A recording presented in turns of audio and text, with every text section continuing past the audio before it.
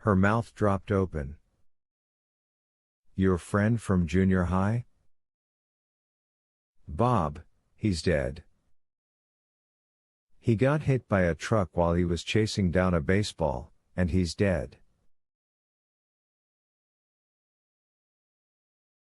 Well? Bob's smile grew apologetic. Yes. And no. I almost always called him Brian when I talked about him to you, but that's not what I called him back in school, because he hated that name.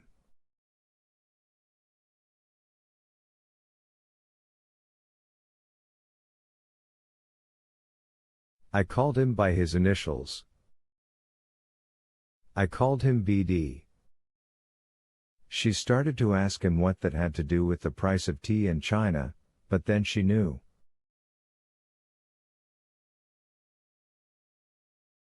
Of course she knew. BD. BD. 9. He talked for a long time, and the longer he talked, the more horrified she became.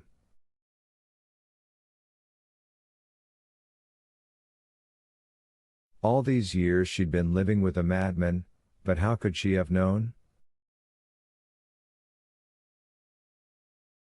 His insanity was like an underground sea.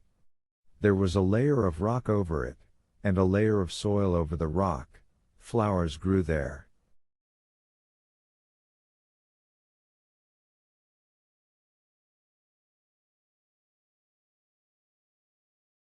You could stroll through them and never know the mad water was there? But it was.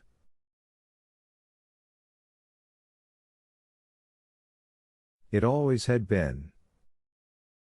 He blamed BD, who had become Beatty only years later, in his notes to the police, for everything, but Darcy suspected Bob knew better than that. Blaming Brian Delahanty only made it easier to keep his two lives separate.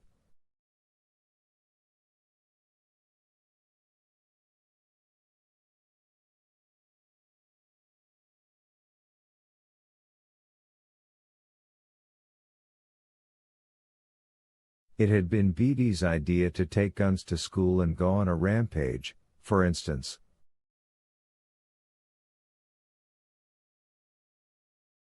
According to Bob, this inspiration had occurred in the summer between their freshman and sophomore years at Castle Rock High School.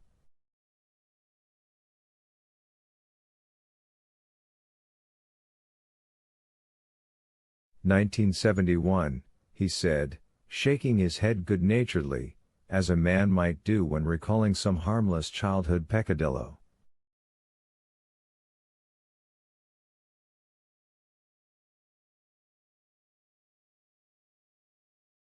Long before those Columbine oafs were even a twinkle in their daddy's eyes. There were these girls that snooted us. Diane Ramage, Lori Swenson, Gloria Haggerty. There were a couple of others, too, but I forget their names.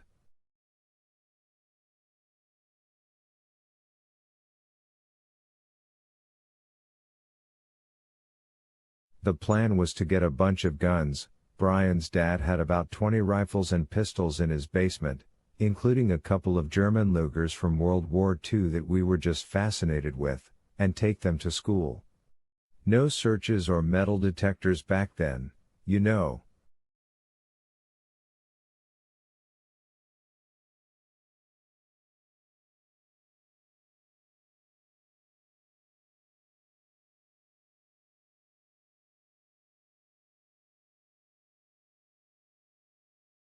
We were going to barricade ourselves in the science wing.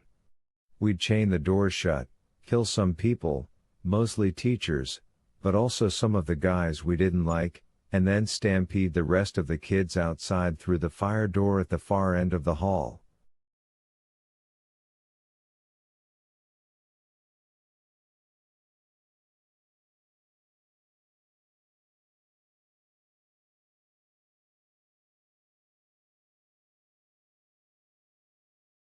Well? Most of the kids. We were going to keep the girls who snooted us as hostages. We planned, BD planned, to do all of this before the cops could get there, right?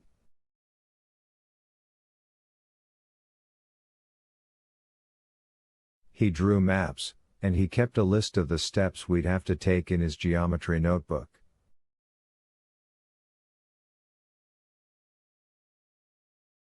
I think there were maybe 20 steps in all, starting with pull fire alarms to create confusion. He chuckled. And after we had the place locked down. He gave her a slightly shamefaced smile, but she thought what he was mostly ashamed of was how stupid the plan had been in the first place.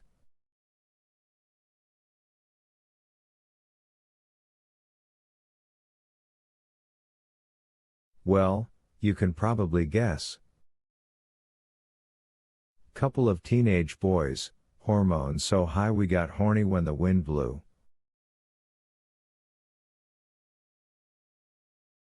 We were going to tell those girls that if they'd, fuck us real good, we'd let them go.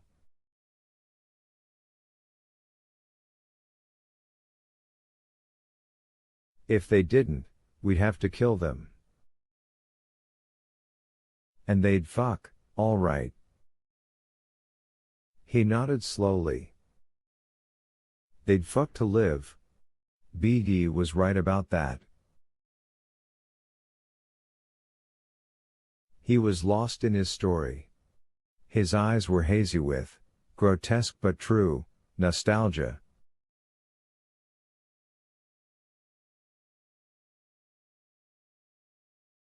For what?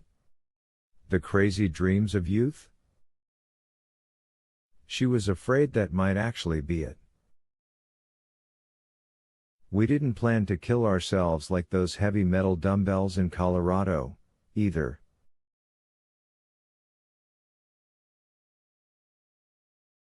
No way. There was a basement under the science wing, and Brian said there was a tunnel down there.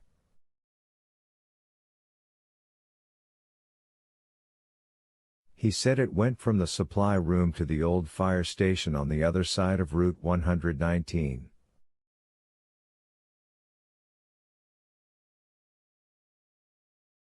Brian said that when the high school was just a K-8 grammar school back in the 50s, there was a park over there, and the little kids used to play in it at recess.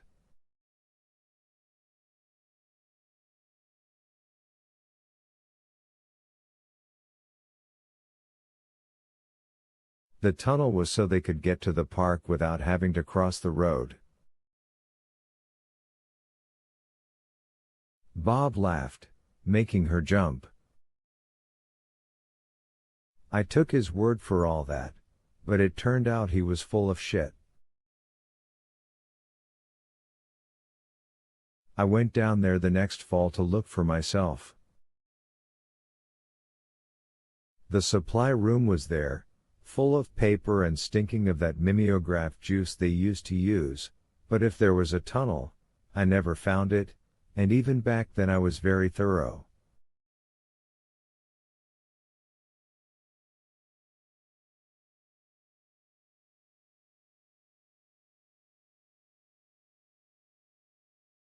I don't know if he was lying to both of us or just to himself. I only know there was no tunnel.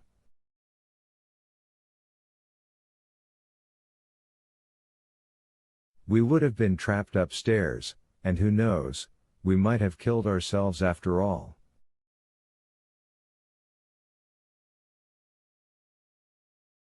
You never know what a 14-year-old's going to do, do you? They roll around like unexploded bombs.